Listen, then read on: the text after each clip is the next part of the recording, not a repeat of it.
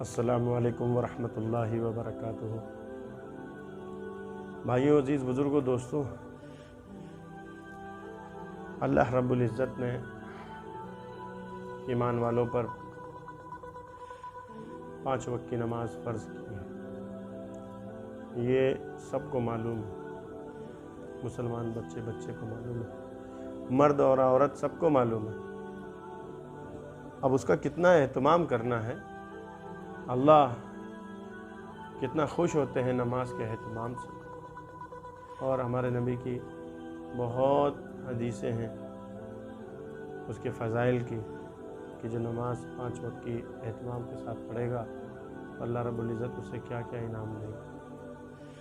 لیکن تاکید جو ہے وہ ہمارے نبی علیہ السلام کے مبارک اور پیارے ساتھی صحابہ رضی اللہ تعالیٰ عنہ سے ملتا ہے کہ واقعی اگر کسی نے نماز کا اتنا اہتمام کیا ہے تو وہ صحابہ ہے۔ جیسے نبی کریم صلی اللہ علیہ وسلم کے صحابہ رضی اللہ تعالیٰ عنہ نماز کا شوق اور اس کا بہت زیادہ اہتمام کرنا۔ حضرت مسور بن مخرمہ رضی اللہ تعالیٰ عنہ فرماتے ہیں کہ میں نے حضرت عمر بن خطاب رضی اللہ تعالیٰ عنہ کے پاس گیا، وہ بے ہوش تھے اور ان کے اوپر کپڑا ڈلا ہوا تھا۔ میں نے پوچھا، آپ لوگوں کی ان کے بارے میں کیا رائے ہے؟ ان لوگوں نے کہا، جیسے آپ مناسب سمجھیں۔ میں نے کہا، آپ لوگ انہیں نماز کا نام لے کر پکاریں، نماز کا نام سنتے ہی ہوش میں آ جائیں گے، کیونکہ نماز ہی ایک ایسی چیز ہے جس کی وجہ سے یہ سب سے زیادہ گھبرائیں گے۔ چنانچہ لوگوں نے کہا، امیر المومنین، نماز کا وقت ہو گیا ہے۔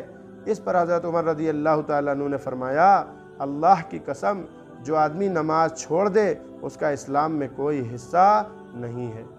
پھر حضرت عمر رضی اللہ تعالیٰ عنہ نے نماز پڑھی اور ان کے زخم میں سے خون بہہ رہا تھا۔ حضرت مسور رضی اللہ تعالیٰ عنہ فرماتے ہیں کہ جب حضرت عمر رضی اللہ تعالیٰ عنہ کو نیزہ مارا گیا تو ان پر غشی یعنی بے ہوشی آنے لگی، جس کے بعد اگر یہ زندہ ہیں تو پھر یہ نماز کے نام سے جتنی جلدی گھبرا کر اٹھیں گے اتنی جلدی اور کسی چیز کے نام سے نہیں اٹھیں گے۔ کسی نے کہا، امیر المومنین، نماز ہو چکی۔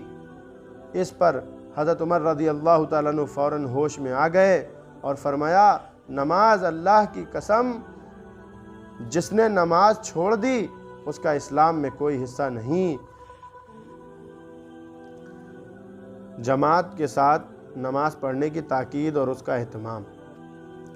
ایک صحابی رضی اللہ تعالیٰ عنہ ہیں جن کا نام حضرت عمرو بن ام مکتوم رضی اللہ تعالیٰ عنہ ہے۔